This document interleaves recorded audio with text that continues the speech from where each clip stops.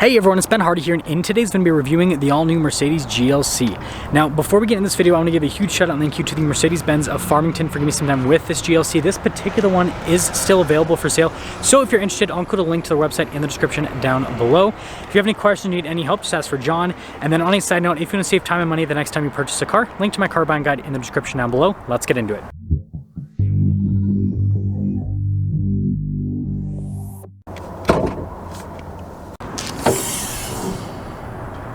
Powering the GLC is a turbocharged 2-liter 4-cylinder that goes through a 9-speed automatic transmission. Fuel economy is 23 around town and then 31 on the highway, with power outputs being 255 horsepower and then 295 pound-feet of torque. Now, before we go over the front end, I do want to mention, if you want to see more videos just like this, then I recommend you subscribe because I post content every single day. So starting with the hood, you guys can see we've got distinctive lines there on either side, and then notice the Mercedes badge there in the front. Coming down below, we've got really cool daytime running lights here, and just the overall light design, I love it. And then you guys can see here with the grille, notice we got a bunch of little Mercedes stars there in the grille, and then you guys can see the logo front and center with the camera below it. Parking sensors here on the front end as well. And putting it all together, I think Mercedes did a really good job with the styling on this GLC. It's a very beautiful car. Now, coming around the side here, tire wheel setup is 235, 55, 19 in the front, and then 255, 50, 19 in the rear. And then you guys can see here with the wheel design, notice it's a giant Mercedes star with the little star in the center, or kind of, sort of. Anyways, AMG style wheels, that's why you got the AMG logo on them. Really cool body painted fender flare here, and then you can see the rest of the bodywork at the bottom, that's actually unpainted. But notice the mirror cap blacked out, and then also the window trim. And then here's the full side view on the GLC. Again, it's a very simplistic design, but it works really well. Now here's your key fob. We've got the lock function, which is the Mercedes logo. You've got your unlock and then the opening here for the hatch. And overall, I like the weight of the fob, but hold that down and the hatch will pop open. Now popping into the rear, you guys can see the cargo cover here in the back. And then notice we've got quite a bit of storage space here in the back of the GLC. If you guys are wondering in terms of size comparisons, I'd say it's similar to like the Toyota RAV4 in terms of like the storage space in the back. And then when you're all done, just press that button right there and that will lower the hatch right back down. Now these taillights, these look pretty sweet. And then of course got all of our regular badges here on the back, parking sensors at the bottom, and then look at the covers over the exhaust tips. Wrapping things up, let me know what you guys think about the style on this new GLC. Yay or nay? Now taking a look at the door panel, we've got really nice leather trim all over, and then look at the handle as well, it's pretty cool. We've got our window control here, and this is really nice. Like the handle where you're gonna close the door, it just looks cool. And then here's the seat, you guys can see the leather trim, and then look at the stitching, it goes all down the center. Now legroom here in the back is really solid actually. Got a little storage pocket, we've got some vents here in the rear, and we happen to have a slightly over-engineered armrest set up here. And headroom back here is also really good. Now taking a look at the front door panel, you guys can see the leather trim at the top. This is actually different than what you had in the rear. That's interesting. But anyways, down below as well, we've got all of our window controls right here. Mirror adjustments, the mirrors do power fold in. You've got your adjustments for the seats, memory seat function, heated seat function on top of that, and then blind spot monitoring with the mirrors. Now here are the seats. You guys can see perforated leather, and look at the bolstering on them as well. And then you got your little lumbar on the side. Very fancy looking pedals down below. And we got our light control right here, and then look at this trim. That looks really sharp.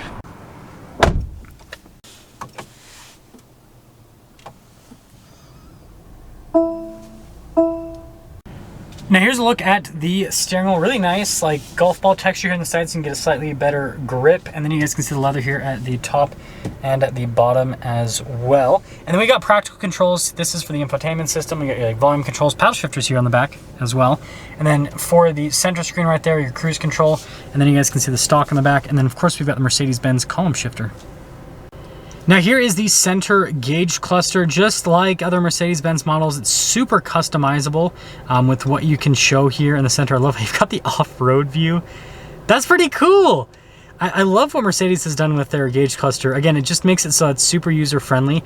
I think we'll go for a classic. I know it's pretty basic, but I think it just looks clean. Now in reverse, we have a backup camera with trajectory lines that turn with the steering wheel. And I mean, you can see out of literally like every single angle with this. It's pretty cool with all of the different views. Now, as to the rest of the infotainment system itself, you guys can see I got the climate menu pulled up, but response time with this is great. This looks like it's the same unit as what's in the new S-Class, which I think is great because it's really user-friendly. I think it looks cool here on the dash, and I mean, everything's straightforward. Like, if I want to change the temperature here with the climate system, just press the button right there. It's pretty cool. And well, speaking of buttons, here's the drive mode select. You guys can see the different modes we can pop into. I imagine most of the driving will probably be in comfort. There's an actual off-road mode with this though, and then you got your like volume control right there. Now I got this little storage space area here. I do like this trim that covers up. I think Mercedes does a good job with their different like trim options they'll add to vehicles. But we've got some more storage inside of there with little wireless phone charging pad, USB, and then you see the cup holder set up. And here's the center console, USBs. Nice leather trim here on the top as well. And then, yeah, look at this on the dash. I love the look of that. And then you got the leather trim here at the top. Like, really nice looking interior with the materials and the design. And you got the glove box as well. Now up top, we got this little slider here for the sunroof. We've got a full panoramic sunroof in the GLC. Now here's our window sticker for the GLC. You guys can see all the equipment on this car. Base MSRP is $49,100. Total MSRP on this particular one, $63,160. And let's see how it drives.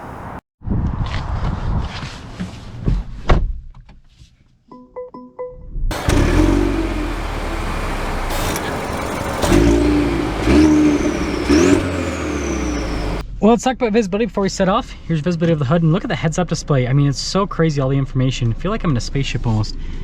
Both the mirrors do have blind spot monitoring throughout the rest of the rear, and I forgot column shifter. I haven't reviewed a Mercedes in like a couple, I think like almost a month. It's been a minute.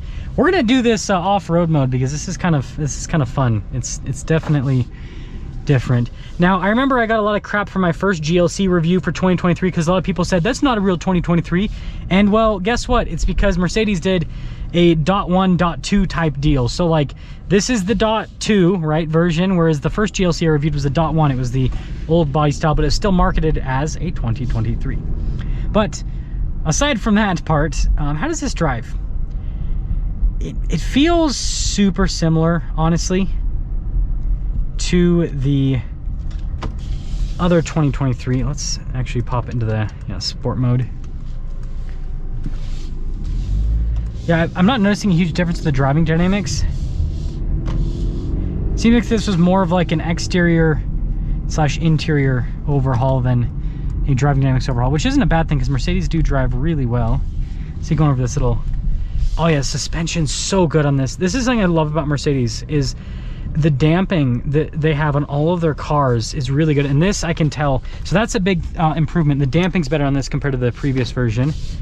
See if the acceleration feels any different. Sounds good. Sounds good for a 4-cylinder, that's for sure. Yeah, I wouldn't say it feels any quicker than before. I'd say it's pretty much the same. But the big thing I'm noticing, let's go over that. Yeah, the big thing I'm noticing is the damping. Mercedes has definitely upgraded the suspension with this. Let's kind of go around here so I can see. I'm trying to really test out this suspension here. Yeah, they've done such a good job with this. So something's up here with the GLC. This is the new GLC. I mean, some of you might call this more of like a heavy refresh rather than a full-on redesign. I think that could be something you'd say, but regardless, I love the interior layout. Like, this car's just over $60,000. This feels way more expensive than a car that's just over $60,000. Let me just throw this out there. Jeep wants over $60,000 for their Grand Cherokee, and with a V6, right, that has similar power outputs to this, so pretty much like right competes with this. And the interior is nowhere near as nice as this. These seats are, like I said, super comfortable. This just has this like classy feel to it. I like what Mercedes is doing with their interiors. I really like the dual use of different types of leather here, like the cowhide texture down below and the smoother stuff up top. It just all works out really well. So overall, I'm a big fan of the new GLC, and you know, I honestly never thought I would say this, but I think that Mercedes is actually giving us some really good like value plays with their vehicles, because again, I know $60,000 is a lot, but like compared to what a lot of other automakers are offering at this price point, like this is really solid. Let me know what you think.